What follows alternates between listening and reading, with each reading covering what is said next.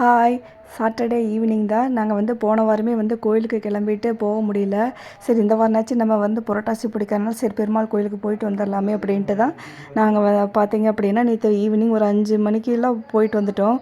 போயிட்டு வந்துட்டு அப்படியே பார்த்தீங்க அப்படின்னா கடை வழியாக தான் வந்தோம். வந்தப்போ ஒரு வேனில் கேரட் நிறைய வச்சுருந்தாங்க. எவ்வளோ அப்படின்னு கேட்டோம். கேட்டதுக்கு 1.5 கிலோ 50 ரூபா அப்படின்னாங்க. ஆனால் பார்த்தீங்க அப்படின்னா எல்லாம் குட்டி குட்டியாக தான் இருக்குது.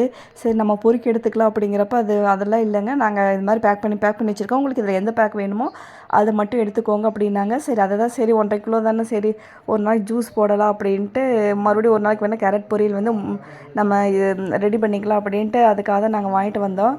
அதுக்கப்புறம் பார்த்திங்கன்னா நான் தேங்காயெல்லாம் வாங்கிட்டு வந்திருந்தேன். சரி அதெல்லாம் தான் பார்த்திங்க அப்படின்னா எடுத்து வச்சுருந்தேன். அப்பா தேங்காய் ரேட்டு பயங்கரமாக ஏறி போச்சு ஃப்ரெண்ட்ஸ். பார்த்தீங்க அப்படின்னா அவருக்கு நேற்றுலேருந்து ஒரே ஃபீவர். அதனால் எனக்கு எதுவுமே சாப்பாடே வேண்டாம், எனக்கு ப்ரெட்டு வேணும் அப்படின்னாரு. சின்னவன் போய் கடையில் போய் ப்ரெட்டு வாங்கி சொன்னால் பார்த்திங்கன்னா ப்ரெட் இல்லை, பன்னு தான் இருந்துச்சு, இந்த ரவுண்டு பன்னு. சரி அதில் எனக்கு ஏதாச்சும் பண்ணி கொடுங்க அப்படின்னாங்க. நான் தீனாவை பண்ண சொன்னால் அவன் அம்மா நீங்களே பண்ணுங்க அப்படின்னு நான் எதுவும் எனக்கு தெரிஞ்சதை வச்சு நான் அதை தான் ஃப்ரெண்ட்ஸ் பார்த்தீங்க அப்படின்னா நான் பண்ணிகிட்டு இருந்தேன். நான் பண்ணுறதை பார்த்து தீனாவே சிரிச்சு அதுக்கப்புறம் சின்னவனே அவங்க அப்பாவுக்கு இந்த பண்ணை தோசைக்கல்ல போட்டுட்டு இருந்தான். தீனா தோசைக்கல்லை போட போட ஃப்ரெண்டு ஜிம்முக்கு போகலாம் அப்படின்னு கூப்பிட்டதுனால அவன் பாதையோடு விட்டுட்டு போயிட்டான் ஃப்ரெண்ட்ஸ். அப்புறம் பார்த்தீங்கன்னா ஃபினிஷ் நான் தான் பண்ணேன்.